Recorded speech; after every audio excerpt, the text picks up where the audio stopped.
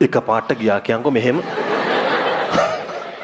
නියත වර්ධන අවධියක් එන්නේ නැහැ. මොකද මම දන්නවා දැන් ඔයාලත් විභාගෙ ලියවම ඔයාලත් මේකට දායක වෙනවා. මේක අනිත් පැත්තම ගහයිද දන්නේ. දැන් ට්‍රේන් එකේ දැන් අපි හිතමු දැන් ඔන්න ගමේ ඇතුලේ ප්‍රජනනය කියන කටයුත්ත ඇතුලේ දරුවෝ හදමින් හිටපු අබරං 100ක්. දැන් කෝච්චිය නැගලා රට වටේම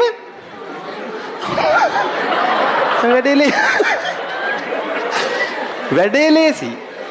හොයා ගන්නවද? බේත හොයා ගන්නවා. බේත හොයාගෙන ප්‍රජනනය කරනවා කිසි ප්‍රශ්නයක් නැහැ.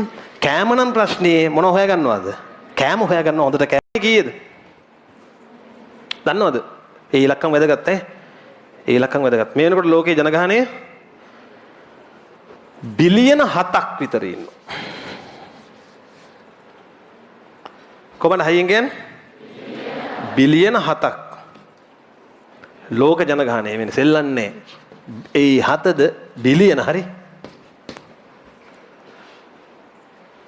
දැන් ඔය මේ ජනගහනය ඒ කාලේ මෙහෙම වැඩි නෑ. මෙන්න මෙහෙම ප්‍රස්තාරයක් තියෙන්නේ.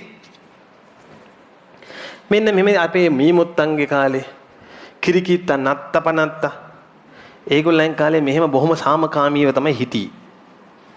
පොටි වර්ධනයක් පේනවා මොකද මොන වුණත් නිකන් හිඳලා නෑ. හරි.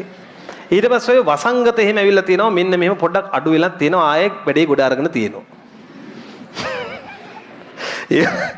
නැවතිලා නෑ. හරි. එක පාට ගියා කියන්කො මෙහෙම. මොකද යකෝ මෙතන ඉඳලා තියෙන්නේ. දැන් තාම මේක හස්කුර වගේ යන ගමන් තියෙන්නේ. දැන් මට කියන්න මේ දැන් ඕනම ගහණයක වර්ධන වක්‍රය මතකද? ගහණයක් කියලා කියන්නේ ඒක විශේෂයක්නේ. දැන් අලි ගහණය ඇත්තට මේ අලි ගහණය කිව්වහම මේ මැද්දට ගෝණෙක් පැනලා බෑ. අලි ගහණය කියන්නේ කවුද? අලි විතරයි. දැන් මේ ඕනම වනාන්තරයක ගහණයක වර්ධන වක්‍රය මෙන්න මෙහෙම තියෙන්නේ මේ.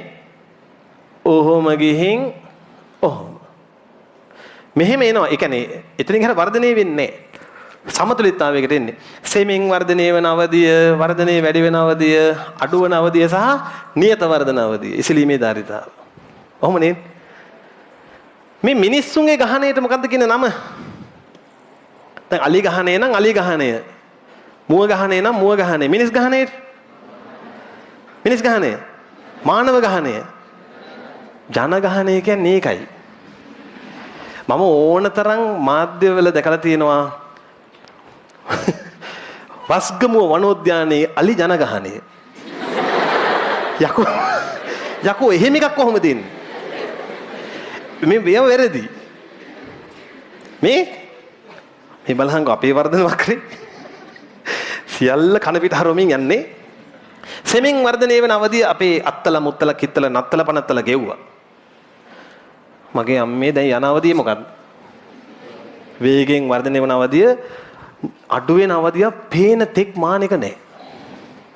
නියත වර්ධන අවධියක් එන්නේ නැහැ. මොකද මම දන්නවා දැන් ඔයාලත් විභාගෙ ලියවම ඔයාලත් මේකට දායක වෙනවා. මේක අනිත් පැත්තම ගහයිද දන්නේ. හරිද? නෑ මං අවංකවම අහන්නේ බං මේ මෙතන කවුද බං ඉඳලා තියෙන්නේ? ඒක ඇත්තටම හොයන්න ඕන එකක්. සම්මානයක් දෙන්න වටිනවා මෙන්න මේ සෙට් එකට. මොකද මේ වෙලා තියෙන්නේ? දන්නවද? මේ මොකද්ද? හුමාලයෙන්ජම නිපදවල. දැන් මම දන්නවා ඔයාලා හිතන දේ. ඒක කොහොමද දැන්? ඒක මොකද්ද ඉතින් මොකද්ද ඒක? හුමාලයෙන්ජම හැදුවට පස්සේ ට්‍රාන්ස්පෝර්ටේෂන් කියන එක වැඩි වුණා. ප්‍රවාහණය වැඩි වෙනවනේ. දැන් ඔන්න අර අඟුරු කකාන යකඩ බිබී මොකද්ද කියන්නේ? යක මොනවද? යක කොළඹ දුවන මොන යකාද මන් දන්නේ. අන්න ඒ වගේ දැන් ට්‍රේන් එකේ දැන් අපි හිතමු දැන් ඔන්න ගමේ ඇතුලේ ප්‍රජනනය කියන කටයුත්ත ඇතුලේ දරුවෝ හදමින් හිටපු අබරං 100ක්. දැන් කෝච්චිය නැගලා රට වටේම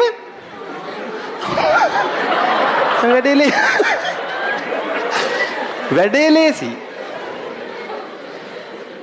මුළු ලංකාවටම.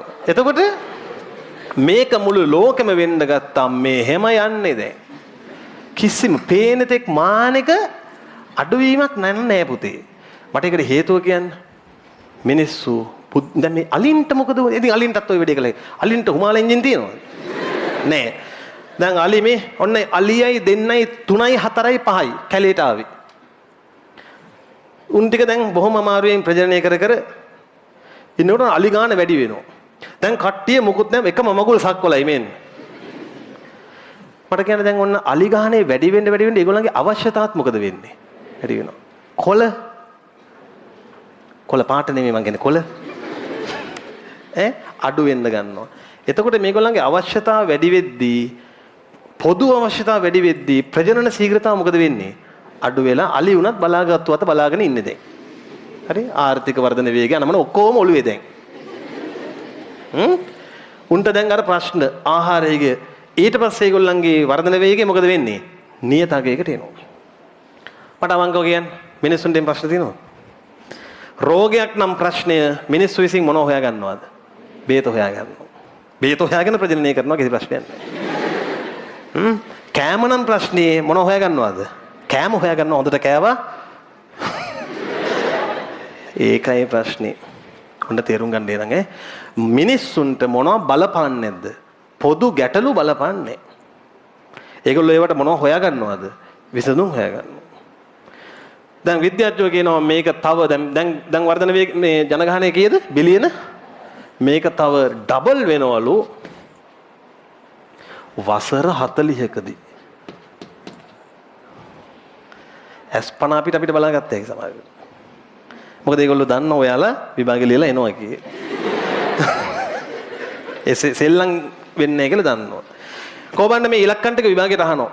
වර්තමාන ලෝක ජනගහනය කීයද? මෙය